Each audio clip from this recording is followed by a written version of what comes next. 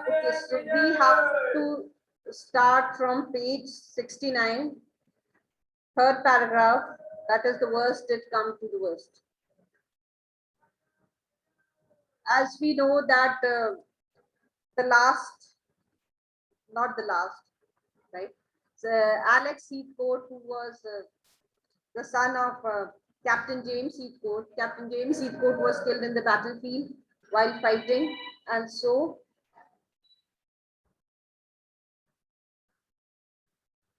he was not able to write a will. He died intestate, means without making a will. So the Chinese statue was given to Alex, who was 2 years old. Alex was not like his ancestors, right? He was a spoiled brat, right? He only believed in taking care of himself, not like his fathers and grandfathers. He didn't believe in serving anyone else. Now Alex's mother also died, and he was a spendthrift. He resorted to playing casinos because casinos were becoming very popular in the 60s. And every time he tried to devise a new method of playing the roulette, which is a type of a game, right? He devised, it's like gambling, right? So he devised a new method of playing roulette, and every time he lost, like any other gambler. So the worst did come to the worst, right? And he was of the opinion that if the things they go out of control, even if the worst comes to the worst, then also he has the Chinese statue which he can sell it off to pay his debts. So the worst did come to the worst, as each one of Alex's newly refined systems took him progressively integrated in. So we know that his debts were increasing, right? Each of his newly devised systems, they put him into more debt, right? Because all his systems failed. All the systems which he devised, all the tricks which he devised to win this game roulette, it failed.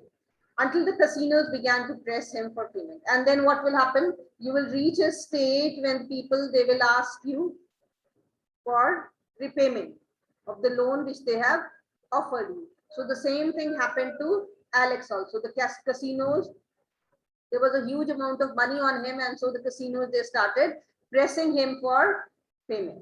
When finally one Monday morning, Alex received an unsolicited means something which is not invited, something which is not welcome. So unsolicited call from two gentlemen who seemed determined to collect some 8,000 pounds he owed their masters, and hinted at bodily harm if the matter was not dealt with within 14 days. So what happened? The creditors, they started asking for money. The casino people, they wanted their money back, so they started harassing Alex. And then one fine Monday morning, what happened? He received call from someone who kind of warned him that whether he should pay his debt within 14 days, or he should be ready to suffer the consequences, and the consequences will be some kind of physical harm, right? They will beat him, they will hit him if he doesn't make the payment within a period of 14 days. So he got 14 days to repay his debt. Alex caved in, right? Caved in means the moment he got this warning, he surrendered. He stopped any kind of argument. Like the debtors, they do not, I will pay this money, I will not run away. So he started. The moment he got this warning of being harmed physically, if he doesn't make the payment, he stopped all argument because he was kind of scared. After all, his great grandfather's instructions had been exact. So now, because his great grandfather was an exact man, so in the end, his instructions also proved to be exact. The Ming statue was to be sold if the family honor was ever at stake. So this was mentioned by his great grandfather in his will, that is Sir Alexander Heathcote, who got the Chinese statue from China. So it was very clearly mentioned in his will that if the family honor is at stake, is at risk, then the Chinese statue can be sold. And now the family's honor was at risk, right? So he thought that his great grandfather's instructions have been exact, and now it's the right time to sell off that statue. Alex took the little emperor off the mantelpiece in his Caribbean garden flat and stared down at its delicate handicraft, at least having the grace to feel a little sad at the loss of the family heirloom. See, no matter how bad he was, but still he felt some kind of pinch when it was time to part with that statue. He took that statue, it was kept in the mantelpiece in his Caribbean Gardens flat where he used to live, and then he took that statue and started admiring the handiwork of that statue, the delicate, the fine handiwork, the fine, which was an example of fine craftsmanship. He admired it for some time, and then he at least had some grace, some dignity left inside him, which made him feel a little sad because now he was the one who was going to part with the family. He then drove to Bond Street and delivered the masterpiece to the Sotheby's, giving instructions that the emperor should be put up for auction. And then he went straight to the Bond Street and he delivered the masterpiece to the Sotheby's. Who are the Sotheby's? It's a British company. It's a British MNC, and they are the largest brokers of fine decorative art, jewelry, real estate. They are into all these things, right? It's the name of a company, right? So he drove to their office and gave them the instructions that he wants to put this Chinese statue for auction. The head of the Oriental department. What is the Oriental department? What is the meaning of Oriental? Oriental means related. Yes. I'm old. Say again, Nilanshu, it's not there. I'm related to old. Related to old? Yes, ma'am. Oriental and modern learning. No, Oriental Ma'am, means. oscillation. No, Oriental means related to the East, right?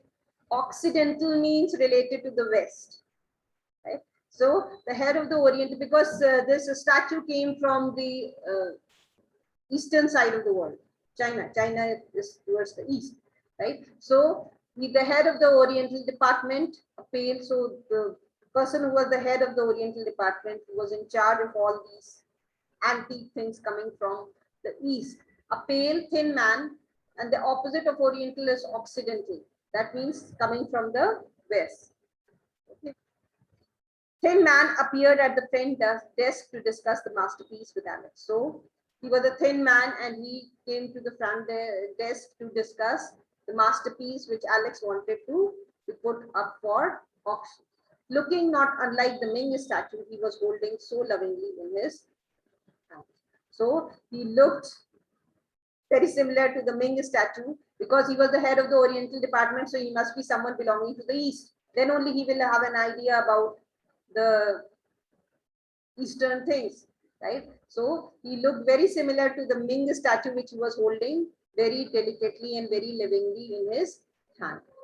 It will take a few days to estimate the true value of the piece. He purred. Purred means when you speak very softly, when you murmur. So he murmured that it will take a couple of days, some days to find out the real value of this statue. But I feel confident on a cursory glance. Cursory glance means when a very short and quick glance. But I feel very confident. This is what the head of the Oriental department told him, that I am very confident, I am very sure on a cursory glance that the statue is a fine example of Penku, as we have had under the hammer. Under the hammer means as we have had up for auction. So this is one of the finest pieces of Penku's work. So I can make this out on a cursory glance. By having a quick glance at the statue, I can be very sure of it that it is the work of Penku. It is one of the finest works of Penku that had ever come under the hammer. That means that had ever been put up for auction. That's no problem, replied Alex, as long as you can let me know what it's worth within 14 days, because he got the time of 14 days. So he said that no problem. I'm ready to give you a few days to find the true value of this statue. As long as you are able to do it before 14 days, I'm fine with it. I have no issue. Oh, certainly, replied the expert. So the expert, that is the head of the Oriental department, he said, fine, definitely before 14 days, I'll be able to do it. I feel sure I could give you a floor price by Friday. What is the floor price? It's a lowest price, right? That the seller will accept. Means you decide now for a commodity, you decide a price that you are not going to sell it below that price. That is the floor price. So he said that by Friday, I'm sure that I'll be able to give you at least the floor price, right? That is the minimum price for of this statue, right? That it should not be sold below that price or lower than that price. Couldn't be better, said Alex. So Alex said that, yes, it's fine. By Friday, if you are going to tell me the floor price, then it's fine. During that week, he contacted all his creditors, and without exception, they were prepared to wait and learn the appraisal of the expert. So he contacted, then he went home, he contacted all his creditors, means all the people from whom he has taken money on loan. So he contacted all those people, and then he told the story to them that he has put up his statue for auction, and very soon they will get their money. So they were ready to wait, right? As it was a matter of a few days only, so it was not a problem with any of them. So they agreed. Alex duly returned to Bond Street on the Friday with a large smile on his face. And Alex was very confident that he will get a large amount of money, right? By putting up that statue for auction. By selling that statue, he will get a large amount of money. Because you remember the worth of the statue during the time of Sir Alexander Heathcote. He had to pay 3 years emoluments. The price of the statue came to somewhere around 3 years emoluments of a person who is serving the queen. Right? See, the person who is serving the queen is already a highly paid officer. Right? And 3 years emoluments or 3 years salary of that person. So you can imagine how expensive that statue was to Sir Alexander Heathcote. And with the passage of time and with the several other generations, the prices would have definitely gone up. So the price would have definitely gone up. And so he knew what his great-great-grandfather had paid for it. So he went there with a large smile on his face, very confident that he is going to get a good sum of money for the statue. And so, because he remembered, he had been told that his great-great-grandfather had paid for the piece and felt sure that the statue must be worth more than 10,000 pounds. So this was the estimate which he thought, that his statue will not be sold for something less than 10,000 pounds. He was very sure and very confident of this fact. A sum that would not only yield him enough to cover all his debts, but leave him a little over to try out his new refined system of the ruler. So he was very sure that if he gets 10,000 pounds, he will not only be able to repay all his debts, he will still be left with some money to try his new method, his new technique of playing roulette, right? So this is what he was thinking. And with these thoughts in his mind, he went to the office of Sotheby's.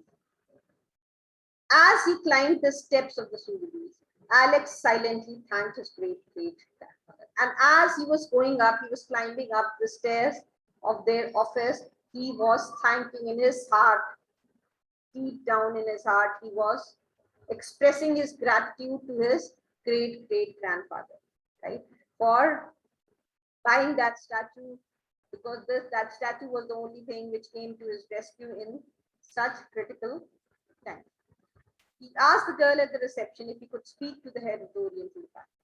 She picked up an internal phone, and the expert appeared a few moments later at the front desk with a somber look on his face. Somber look means with a very serious, grave expression on his face, right? So there was a girl sitting at the reception.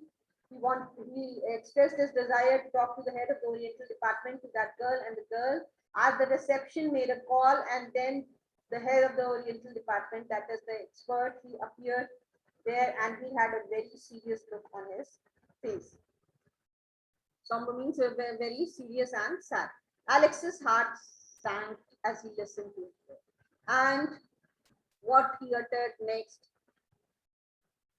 was something very depressing for Alex. So his heart sank. Heart sank means when you are very sad, when you are very depressed to hear some news. So that is the meaning of heart sinking.